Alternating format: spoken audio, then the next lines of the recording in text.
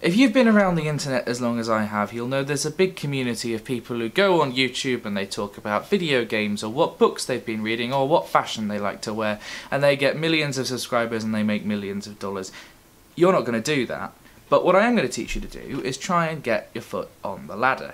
That's why I'm producing this video, which is to try and teach you how to start your own web series. So the first thing you're going to need is some equipment. Obviously, I am recording this on a camera, which due to the laws of physics and the fact that I don't have enough money to buy two of them, I'm not going to be able to show you, but I can tell you that it's a Canon 700D.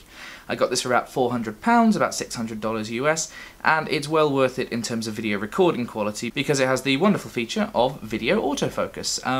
It also allows you to mount shotgun mics and things, which we'll talk about later, but this camera is great. It is very, very, very friendly to YouTube people because it's quite easy to use, but it's also relatively affordable, but it's also relatively professional quality. If you're not fancy enough to want to use a DSLR for your video recording, you can do a lot worse than getting this. This is the Logitech C920. It's a 1080p HD recording webcam. It's also useful for Skype and other things. It has this nice little adjustable arm on it, so you can attach it to pretty much any surface that'll take it. Very handy if you're doing gameplay footage. You can have yourself in the corner of the screen, as some people like to do. I'm not a big fan myself, but that's what the standard seems to be with people like PewDiePie, Markiplier, etc. So that would be a pretty good investment. It costs about £80, as I recall. Next, you're going to need a microphone, and this, you've got a couple of options. I've got here the Blue Audio Yeti. This is the USB version. This costs about £100. I apologise for the yellow windshield on it, which is not the most pleasant of devices to look at, but this is what it looks like normally. Comes with an incredibly heavy stand, but obviously some people choose to mount it on a boom arm, which I think is also quite a good idea. It is a cardioid mic, but in general, but you can switch it to omnidirectional or figure eight recording patterns depending on how you want to do it, so it's useful for interviews as well.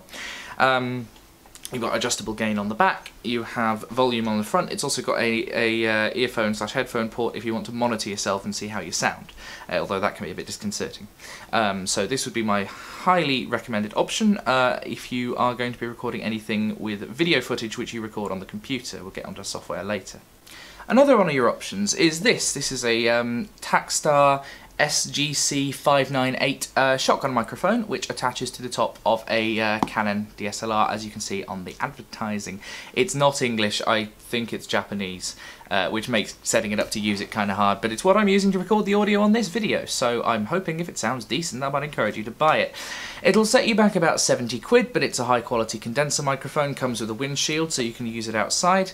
It also runs off a single AA battery, so you will not be running into many power requirements. It also won't drain your camera battery. That's quite handy.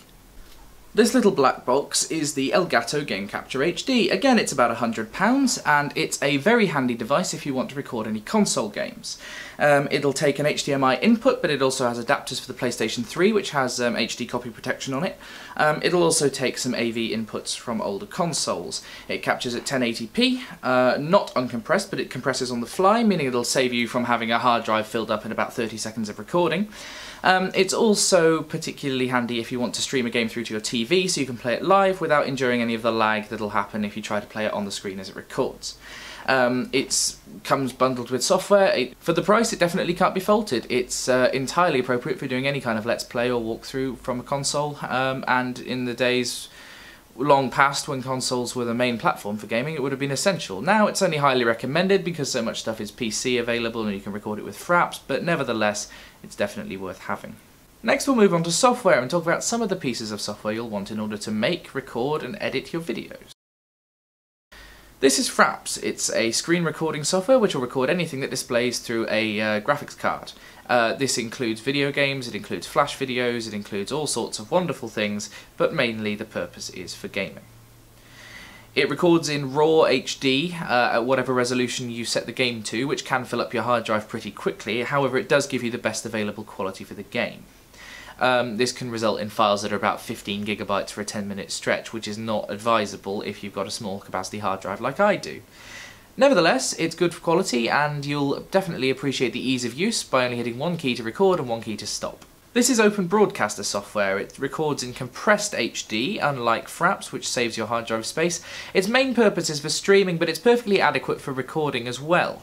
What it does is allow you to build up a little stage, which you can fill with shots from your windows, you can fill it with still images, you can fill it with webcam footage, and you can fill it with footage from recording devices like the Elgato. It's great if you're producing a little presentation on the fly, and especially if you're planning on streaming to services like Twitch TV, it's absolutely invaluable. This is Sony Vegas. It's a relatively inexpensive piece of video editing software that still allows you to do a lot of fun things. I'm currently looking at myself being played back in it and hoping that this won't weird you out too much. However, it gives you the full range of editing abilities and you'll be perfectly pleased with what it can achieve for you. Here we have Audacity, everyone's favourite audio recording software for if you're using the Yeti. It allows you to record, edit, process and export audio. It's not as full-featured or expansive as something like Cubase, but it gives you all the ability you need to make what you want for the internet. A quick run through Adobe Photoshop. This is Adobe's image editing package, which you won't be using much for video, but it can be very handy for producing little graphics and opening sequences and titled cards. If you ever want to break up your video with a little bit of visual treat, or you want to close it off with a little card telling people what to view next with some video overlaid over it, Photoshop is for you. There are various tutorials available online which will teach you everything you need to know. I've got to settle with you though, there is one thing I haven't told you about, and that is talent. Unfortunately, it can't be taught. It's got to be based on your own ability, most of which you will already have, but you won't necessarily have opened it up. The only way I can advise you to get better at presenting and speaking and projecting your voice and knowing what to talk about and being interesting and engaging, unlike me who rambles on and on and on, is to try it. Get yourself some equipment, get yourself something to talk about, whether it's games or books or films or makeup or clothes or anything you're interested in. If you've ever harboured any creative ambition, there is no better time to do it than now. This is the era when everyone is publishing all the time and the market is only getting more and more full. If you've ever wanted to do it, now is the time because everyone has the ability. You can get cheap equipment, you can get a cheap computer, you can record on your phone if you have to. They're good enough quality now. The old model is dead. The publishers and producers don't exist as they used to. Yes, there's still a film industry, yes, there's still a television industry, yes, there's still a games industry, yes, there's still a publishing industry, but they are taking more and more submissions and more entrants from people who've come from the grassroots like you. Produce your series. We really want to hear about it. For more information on life, love and other irrelevant things that you might want to learn how to do, go to hautustudent.co.uk. See you there!